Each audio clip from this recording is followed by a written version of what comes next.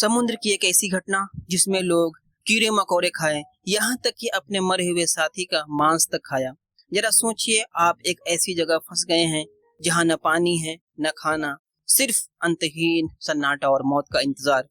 पहले दिन भूख लगी, दूसरे दिन प्यास ने गला जला दिया और फिर एक समय ऐसा आया जब इंसान को जिंदा रहने के लिए वो करना पड़ा जो कभी उसने सोचा भी नहीं था।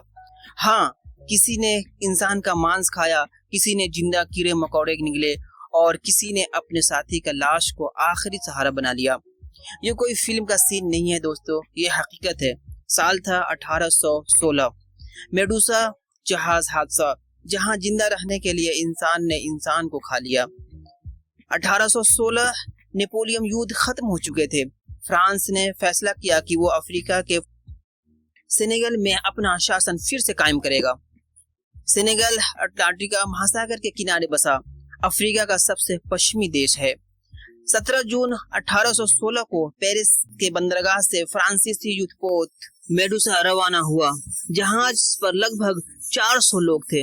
सैनिक, अफसर, वैज्ञानिक, यात्री, महिलाएं और बच्चे भी थे।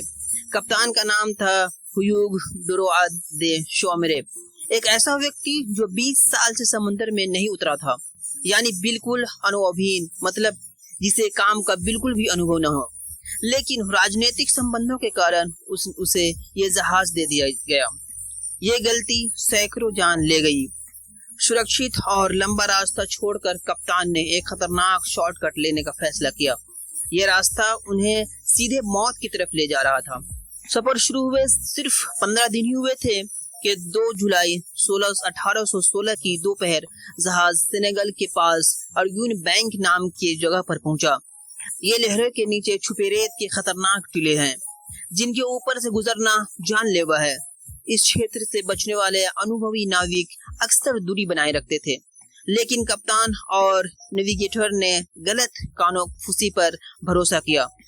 कप्तान ने चेतावनियों को नजरअंदाज किया। परिणाम स्वरूप जहाज खतरनाक क्षेत्र में पहुंच गया और अचानक एक झटका, जहाज मेडुसा रेत के टीले से टकराकर फंस गई। यहाँ गहराई बहुत कम हो गई थी और जहाज अटक गया। लहरें जहाज को तोड़ने लगी। लकड़ी की चरमराहट और चीखों का शोर चारों तरफ था। 400 में से सिर्फ 147 लोग बच पाए। बाकी लगभग 253 लोग हमेशा के लिए उस समुद्र के गर्भ में दफन हो गए। घबराहट में कुछ नाविक लाइफ बोट लेकर भी भाग गया। लाइफ बोट एक छोटी मजबूत नावी होती है जिसे जहाज व नावों पर इमरजेंसी के समय यात्रियों और क्रू को बचाने के लिए इस्तेमाल किया जाता है। लाइफ बोट समुद्र में आपकी आखिरी उम्मीद होती है जब बड़ा जहाज खतरे में हो। बाकी बचे 147 लोगों के पास बस एक ही उम्मीद बची, बेड़ा की। जहाज की लकड़ी और रस्सियों से एक बेड़ा तैयार किया गया, लगभग 20 मीटर लंबा और 7 मीटर चौड़ा। जगह इतनी कम थी कि एक दूसरे पर लोग चढ़े हुए थे और कुछ एकाध लाइफ बोट बच गए थे। कप्तान ने वादा किया कि लाइफ बोट बड़े को खींचकर किनारे तक ले जाएगी, लेकिन कुछ घंटे बाद रस्सी काट दी गई। अब 147 लोग खुले समुद्र में लहरों के रहम पर अकेले थे। 2 दिन में थोड़ा सा बिस्किट, कुछ वाइन और पानी खत्म हो गया। भूख ने उसे तोड़ना शुरू किया। कुछ ने मछलियां और सीपियां पकड़ी, कुछ ने चिपचिपी समुद्र कीड़े खाए, कुछ ने समुद्री घास चबाई जिससे फिर आई अजारकता। ताकतवर लोगों ने खाना छुपाना शुरू कर दिया, कमजोरों को मारकर पानी में फेंक दिया। रात में तूफान ने कई लोगों को बहा दिया। भूख और प्यास ने इंसानियत का आखिरी सहारा भी तोड़ दिया। मरने वालों का मांस काटकर आग पर सेका गया और खा लिया गया। हर निवाले के साथ डर और शर्म उसके गले से अटकती, लेकिन जीने की चाह ने सब हदें पार कर दी। 13 दिन बाद 17 जुलाई 1816 की सुबह बहुत दूर पर एक पाल नजर आए। यह फ्रांसीसी जहाज अर्गुस था। बेड़े पर पड़े लोग हड्डियों का ढांचा बन चुके थे। आंखें अंदर धसी हुई थी, त्वचा काली पड़ गई थी। 147 में से 147 में से सिर्फ 15 लोग जिंदा बचे थे। बाकी भूख, प्यास, बीमारी और हिंसा में मर चुके थे। मुड़ेसा हादसा सिर्फ एक दर्दनाक हादसा ही नहीं था, बल्कि ये इंसानियत की मजबूरी, पागलपन और जीवित रहने की आखिरी हद की कहानी है।